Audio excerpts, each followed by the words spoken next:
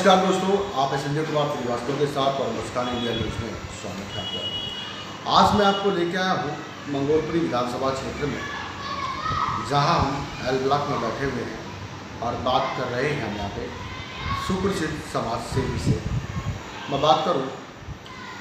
कभी कभी इंसान के अंदर सद्गुण होते हैं और काफ़ी मेहनती, और अगर मैं कहूँ कि कर्मठी किस्म का भी व्यक्ति है, दयालु भी है, तो कहीं ना कहीं अगर मार खा जाता है धन ना होने के कारण। अगर मैं जिस व्यक्ति की बात कर रहा हूँ, हमारे सामने बैठे हुए हैं, अगर उनके पास थोड़ा सा धन होता तो आज कई वर्षों पहले राजनीति कबूल कर लेते, और अगर राजनीति कबूल कर लेते तो वाकई में 100% एक बार निगम पार्षद तो जरूर बनते, क्योंकि ज़मीन से जुड़े हुए व्यक्ति हैं जांगला साहब, रमेश जांगला साहब। तो ये बातचीत कराते हैं जांगला साहब से। जांगला साहब, बहुत बहुत स्वागत है हमारे मुस्कान इंडिया न्यूज़ में, और हमारी दर्शक आपको देख रही है। तो एक बार जो है पूरा परिचय दीजिए, मूल रूप से कहाँ के रहने वाले हैं और दिल्ली कब आना हुआ और कैसे कैसे संघर्ष आपने किया, तो एक बार पूरा परिचय बताइए आप। पूरा परिचय ये है कि मेरा नाम रमेश जांगड़ी विश्वकर्मा है जी। मैं मूल रूप से जो है ना हरियाणा का रहने वाला हूँ। हरियाणा झज्जर से आगे जी भोसले के आसपास के रहने वाला हूँ मैं। कितने वर्ष हुए जांगला साहब दिल्ली आए? दिल्ली आए, मैं 72 में दिल्ली आया था। 50 साल मुझे दिल्ली में हो चुके हैं। जी। तो आप जब झज्जर से चले, हरियाणा से चले, तो क्या विरासत में सब कुछ लेके आए थे या फिर सब कुछ आपने बनाया? मैं विरासत में कुछ नहीं लेकर आया। मैं यहाँ दिल्ली में आया था रोजगार के ढूंढने के लिए, और खाली पेट आया, भूख खाया था, विदाउट आया था जी। लेकिन मुझे एक सहारा मिला। हमारे भाई जो जयपुर ट्रांसपोर्ट कंपनी में ड्राइवर थे, जी जी। उन्होंने जयपुर ट्रांसपोर्ट कंपनी में एज ए बुकिंग क्लर्क मुझे रखवाया। 22/4/74 को मेरा अपॉइंटमेंट हुआ, और 69 में मैंने मैट्रिक पास की जी। लेकिन मैट्रिक पास करने के बाद रोज़गार के संबंध में काफ़ी मैंने इधर शहरों में घूमा नौकरी के लिए, लेकिन कहीं कोई नौकरी नहीं मिली। और नौकरी के चक्कर में बेरोजगारी की वजह से मैंने रिक्शा तक चलाई है, वेटरगिरी तक की है मैंने। और तो लुधियाना, जमीन से जुड़े हुए व्यक्ति काफ़ी संघर्षों का सामना करना पड़ा आपको? काफ़ी मैंने संघर्ष किया है। मैंने लुधियाना रेलवे स्टेशन के सामने टैक्सी स्टैंड पे टैक्सी तक धोई है मैंने, और मोगा में मैंने वेटरगिरी तक की दिल्ली टेंट हाउस पे। लेकिन बाद में मैं यहाँ दिल्ली आया। दिल्ली में जयपुर ओल्ड ट्रांसपोर्ट कंपनी में मुझे एक बुकिंग क्लर्क की नौकरी मिली, वहाँ मैंने नौकरी की। और नौकरी करने के साथ साथ मैं यहाँ मंगोलपुरी में आया 80 में आया। तो जब गुलाईबाग में मैं किराए पर रहता था वहाँ, तो वहाँ 60 महीना मकान किराया दिया जा रहा था।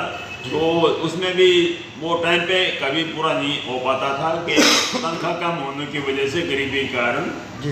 लेकिन वो कमेंट्स किया मकान मालिक ने कि भाई तुम्हारे से किराया पूरा नहीं पड़ता है तो कहीं झुग्गियाँ डाल लो। दिल्ली में झुग्गियाँ पड़ी हुई कि झुग्गियाँ डाल लो आप।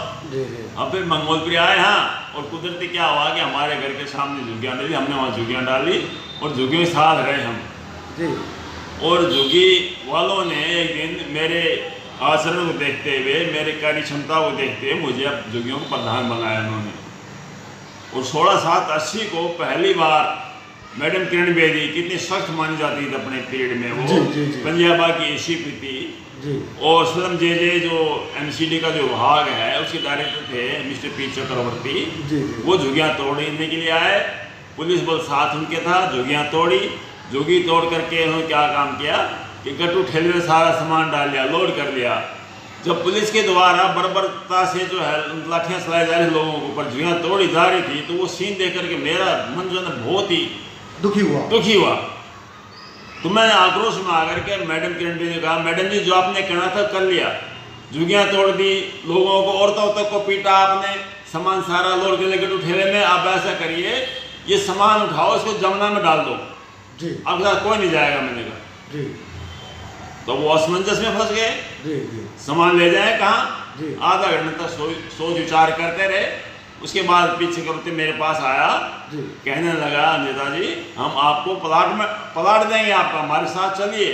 जी मैंने ये लोग 75 से इमरजेंसी के मारे हुए हैं, कभी वाइबला कभी कहीं झूठे आश्वासन मिलते रहे लोगों को, इनके लिए कोई प्लाट की सुविधा आज तक किसी दी नहीं। मैंने कहा मैं नहीं आप चलिए लोग में मंगोत्री में आप प्लाट देंगे हम।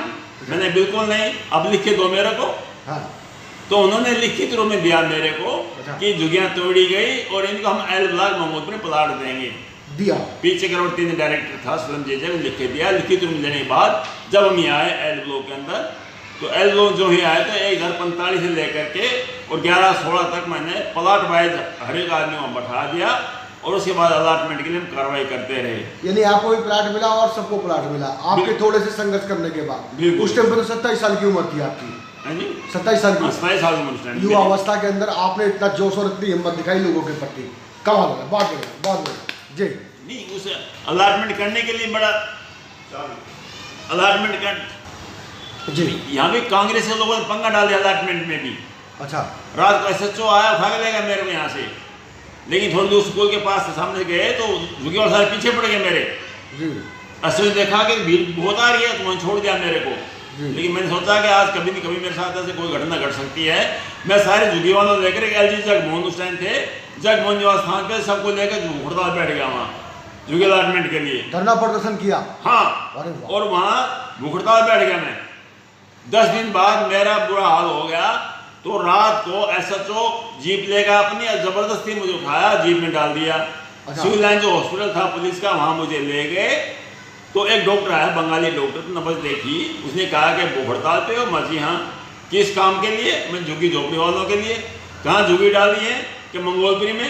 तो डॉक्टर ने जवाब दिया कि आपको तो कहना पहले झुग्गी डालनी चाहिए। हाँ मैं क्यों जी? हाँ तो आपको स्टैंडर्ड क्लास के प्लाट मिलेंगे। हाँ उन्होंने जो कटास किया, मैं आक्रोश में आया, मेरे दुख लगा मेरे को। मैंने कहा गुस्से में आक्रोश में मैंने कहा कि आप एक डॉक्टर हैं और आपका काम है ट्रीटमेंट करना, भाषणबाजी नहीं। बहुत बढ़िया बहुत बढ़िया। जब मुझे ऐसा हुआ तो उसे डर गया हो, उसने फिर रेफर कर दिया LNJP के लिए।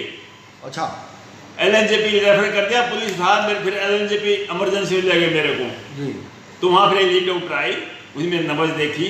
हाँ। तो उसने मुझे बताया पानी की मात्रा शरीर कम हो गई है, हाँ। आप ग्लूकोज ले लीजिए, ठीक हो जाएंगे आप। जी जी जी मैंने कहा नहीं डॉक्टर साहब, ग्लूकोज नहीं, मुझे तो आपसे दवाई चाहिए और दवाई आपके हाथ में है। बोला मैं तो ग्लूकोज दे दूँगी, पानी की मात्रा पूरी हो जाए, शरीर में ठीक हो जाएगा। नहीं, अब ईमानदारी से मेरे बारे में एक रिपोर्ट लिख दीजिए आप। बोला आप नेता हो? माँ जी मैं नेता नहीं हूँ, नेता बनने का प्रयास कर रहा हूँ, उसमें आपकी मदद की जरूरत है। जी अभी समाज से भी हूँ। हाँ जी। डॉक्टर से। जी जी तो उसने कहा कि क्या चाहते हो मेरे से? मैं ईमानदारी से मेरी रिपोर्ट लिख दीजिए आप। हाँ। उन झुगी झोपड़ी वाले सारा भला हो जाएगा। अच्छा झुगी झोपड़ी वाले बैठे आप भूरताल माँ जी। हाँ उसने मेरे फेवर में रिपोर्ट लिख करके SHO हाथ में फट्टे पकड़ा दी। हाँ तो बोला मैंने आपके फेवर में लिख दिया, अब आप ग्लूकोज दे दो। मैं डॉक्टर साहब अभी माफी चाहूँ, कल आके लूँगा मैं। अच्छा अच्छा तो फिर वो नहीं, काफ़ी प्रयास किया समझाने बुझाने का, नहीं माना। मैं जिद पड़ गया। SHO ने उठाया, जेब में डाला, फिर LG कोठी में डाल दिया। रिपोर्ट अंदर गई। रात को ही बुलाया मेरे को PA ने। अच्छा तो उसने कहा देखी रिपोर्ट वगैरह, उसने हाँ। वो सहम गया। बोला जी मैं लिस्ट दो झुग्गियों की। मैं लिस्ट सवेरे मिलेगी। हाँ सुबह 30,000 कोर्ट से लिस्ट टाइप करवा कर बाकायदा मैं दिया, अकॉर्डिंग टू लिस्ट ऑर्डर हो गया उस टाइम। ये पहली मेरी उपलब्धि थी अपने जीवन की। क्या बाद में सब प्लाटमेंट दिलवाए और जो जहाँ बैठे थे मैंने वहीं प्लाट अलॉटमेंट करवाए। हालांकि अलॉटमेंट करने वाले मेरे गांव के पास का आया था, कशिलाल गुप्ता असिस्टेंट डायरेक्टर था वो। उसने कहा बेटा तू अपना मकान बना लियो। मैंने अंकल जी मकान कैसा बनेगा? कहते तू जैसे क्या वैसे कहूँगा मैं। हाँ मैं नहीं, जो चाहे उसको वहीं प्लाट दे दो। मैंने कहा जी जी फिर कहा तेरे 2 प्लाट है बेटे, तू दोनों रोड के ले ले, तेरी 6 दुकान निकली और बैठा रोटी खाया जिंदगी भर। जी जी मैंने अंकल जी मेरी बात सुनो, मैं उम्मीद लगाए बैठा हूँ परमात्मा से, मैं दुआ करता हूँ भगवान मुझे प्लाट मिल जाए, 3 दुकान निकालूंगा। तो मैं बेचा वही तुम्हें लगाए बैठा होगा, मुझे अलॉटमेंट होगी मैं 3 दुकान निकालूंगा। जी जी मैंने जिंदगी भर में नजर नीचे हो जाएगी। मैंने कहा जो है उनको वहीं दे दो। मैंने कहा और सबको अलॉटमेंट करवाई। ये 82 के अंदर ये सबसे बड़ी पहली मेरी उपलब्धि थी लोगों के लिए। जी जी जी बहुत बढ़िया बहुत बढ़िया। मैं जानना चाहूँगा नेताजी अब 2022 में कैसे आपको प्रेरणा मिली और कैसे आपने राजनीति की तरफ ध्यान दिया और कैसे बीजेपी पार्टी ही क्यों सपोर्ट की? ऐसा है 86 के अंदर डीटीसी किराया बढ़ा था 50 पैसे रुपये 2 से 3। 85 में मैं लाइन लगवाना शुरू किया, 231 की बस लाइन लगवानी शुरू की थी मैंने। वो भी एक प्रेरणा मिली एक बूढ़ा बुढ़िया से, बुजुर्ग थे दोनों। वो बेचारे चढ़ नहीं पा रहे थे भीड़ भाड़ में, क्योंकि जब बस आती थी लोग लाइन तोड़ के भागते थे सीट के चक्कर में।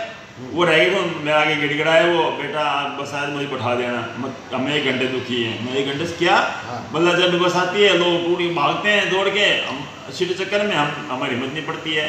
मैं फिर अगले दिन से ही 1 घंटा ड्यूटी पहले जा करके लाइन लगवाना शुरू किया मैंने लोगों की, और बांस बल्ली गाड़ करके लाइन को बनाई मैंने। और 1 महीने बाद 2 4 5 साथी और मिल गए मेरे को। तो ऐसा कर दिया, महीने के बाद लोग खुद प्रेरित होकर के अपने आप से लोग बहिष्कार करने लगे बगैर चढ़ने वाले का, और सभी रूटीन बन गई। 86 मिनट किराया बढ़ा, 50 पैसे का रुपया 2 का 3। 10 फरवरी को 8 फरवरी को मैं गया बस स्टैंड पे, तो लोग रोने लगे कि जांगड़ा साहब किराया बढ़ गया, ये है, हम काशी गरीब आदमी, ये वो है। मैं तुम क्या कर सकते हो, तो क्या करना है, मैं घेराव कर दो आज, बस कोई मत नहीं दो यहाँ से। अच्छा। तो 2 पर तक वहाँ कोई बस नहीं मिलती मैंने वहाँ से। कमाल। फिर मेरे गुरु थे सुनील शर्मा जी।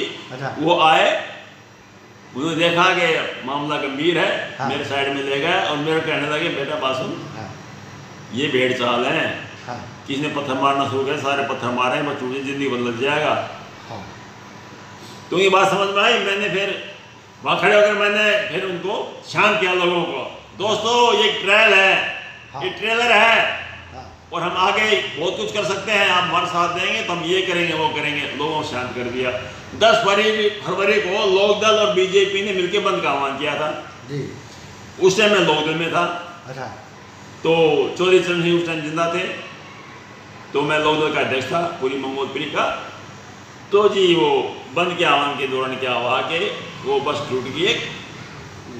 तो 4 लोग बीजेपी के, एक लोकदल का था कि दादा शर्मा, एक सुखबीर जी थे बीजेपी के, एक सोमसेवक था विक्रम, इनको थाने में बिठा लिया। राम प्रसाद एसएचओ उस टाइम था। हमने गिरफ्तारी दी थी। तो वो एसएचओ घूम रहा था, तो उसने मेरी शक्ल देखी, मेरे पास आया कि नेताजी आप कहाँ बैठे हो, आप तो बहुत बड़े नेता, क्यों 8 फरवरी जो मैं विरोध किया था ना, उसकी नजर में था। उसने उठाकर मेरे को उन 4 में बैठा दिया कि नेताजी आप जगह यहाँ है। 5वां मैं बन गया, 5 मुकदमा ला दिया, 8 साल मुकदमा जेला, और 26/5/94 को 6 महीने के जेल, 50,000 जुर्माना। 93 बीजेपी गवर्नमेंट आ गई थी, हरसिंह बल्ली जेल मंत्री थे। तो वहाँ परोस गई बीजेपी की, भाई हमें B क्लास जेल मिली, 1 हफ्ता जेल में हम रहे, अच्छी सुविधा हमें मिली वहाँ। अच्छा। किरण बेदी उस टाइम वो महानिदेशक थी जेल की उस टाइम। तो जी फिर अपील की गई सेशन जज में, और JP वर्मा मखमेलपुर का गांव का वो सेशन जज था। मिस्टर चांदराम जीतराम सोलंकी MLA थे, वो गांव गए, समझाया वो जाए, पॉलिटिकल मामला था ये, भाई उन्होंने पेरी करवा दिया। तो इससे प्रेरित होकर के बीजेपी मैंने ज्वाइन की, और फिर मैं बीजेपी ज्वाइन की। फिर मैंने, और 80 से मैं सोमसेवक था, संघ का कार्यकर्ता 80 से में। इसमें मैं 96 में प्रथम वर्ष किया मैंने। और अभी सिंधुपुरी जिम्मेवारी मेरे पास रही, जिला मंत्री रहा मैं गीतापुरी जिले का, और काफ़ी मनसन में कार्य मैंने किया है। अब आप प्रवक्ता हैं, कौन से वार्ड से प्रवक्ता है मंगोलपुरी से? कौन से वार्ड से प्रवक्ता हैं आप? कौन से वार्ड से तैयारी कर रहे हैं आप? नहीं, हमारे वार्ड तो वार्ड 56 से थी, ये जनरल सीट हो गई थी। अच्छा। तो लोगों ने मुझे स्वयं से कहा कि भाई जांगड़ा जी 40 साल हो गए, हम आपको देखते देखते काफ़ी संघर्ष किया आपने, अब तो मौका आप लड़ो। जी। मैंने कहा भाई हम लोग बहुत गरीब आदमी, मेरे पास पैसा नहीं, मेरे पास बुलाओ, टिकट बुलाओ, पैसा मिलेगा, समर्थन मिल सब मिलेगा आपको। पब्लिक का सहयोग चाहिए, बाकी सब कुछ अपने आप धीरे धीरे होता है। पब्लिक तैयार थी मेरे साथ। हाँ, तो आपने सब जमीन से जुड़े हुए काफ़ी लोगों का संघर्ष किया, मदद की, सामना किया। खैर जांगड़ा साहब, मैं बात करूँगा समाज से, राजनीति से हट के हमारे देश में 30 त्यौहार भी है, और 30 त्यौहार थोड़े ही दिनों बाद नवरात्रे आने वाले हैं। तो सभी देशवासियों को एक बार हार्दिक शुभकामना देते नवरात्रे। अच्छा, नवरात्र आ रहे हैं, बड़ी खुशी का समय है। सब हमारे सनातन धर्मी जो हैं भाई, माता रानी की पूजा पाठ करें, और माता रानी से ये अरदास करें कि इस देश के अंदर सुख समृद्धि आए, हर इंसान सुखी रहे, हर घर में खुशियाँ आए। बस यही प्रार्थना देवी माता से करें। माता रानी से कि भाई हमारे मंगोलपुरी क्षेत्र में सुख शांति बनी रहे, हर घर में सुख शांति आए, हर आदमी खुशी रहे, सुखी रहे। हमारी यही कामना है। और आगे आने वाले समय में कोई भी मौका मिलता है तो हम आपके साथ हैं, राधे आपके साथ हैं। जब आप हमारे साथ हैं तो हम आपके साथ हैं। बस इतना कहना मेरा है। गरीब आदमी हूँ और गरीब की सेवा करना चाहता हूँ। मुझे पैसे वोट नहीं चाहिए धन्नाडे की, मुझे गरीब का सहारा चाहिए, गरीब की वोट चाहिए, गरीब के लिए काम करूँगा। क्योंकि मैं भी गरीब, मैं औकात नहीं बोलता हूँ अपनी, क्योंकि मैं एक गरीब परिवार से हूँ। गरीब दर्द मैं समझता हूँ और मेरे ज़्यादा को समझ सकता क्योंकि मैं एक गरीब आदमी हूँ। धन्यवाद। बहुत बहुत धन्यवाद दोस्तों, यहाँ पे जुड़े रहिए हमारे साथ में। और मैं आपको बताऊं, यहाँ पे अगर ऐसे समाज सेवी को एक बार मौका दिया जाए, क्षेत्रवासियों से मेरा निवेदन है, वार्ड यहाँ का जो इन्होंने बताया मंगोलपुरी में वार्ड 56 से पूरी तैयारी कर रहे हैं। और अगर वार्ड क्षेत्रवासी लोग समझे, अगर इनको एक मौका दें तो ये बहुत अच्छे उभर कर नेता निकल के बाहर आएंगे और आपके लिए तत्पर तैयार 24 घंटा समाज सेवी के प्रति लगे रहते हैं और लगे रहेंगे। तो जब तक के लिए आगे दीजिए नमस्कार। संजय कुमार श्रीवास्तव, मुस्कान न्यूज़, दिल्ली।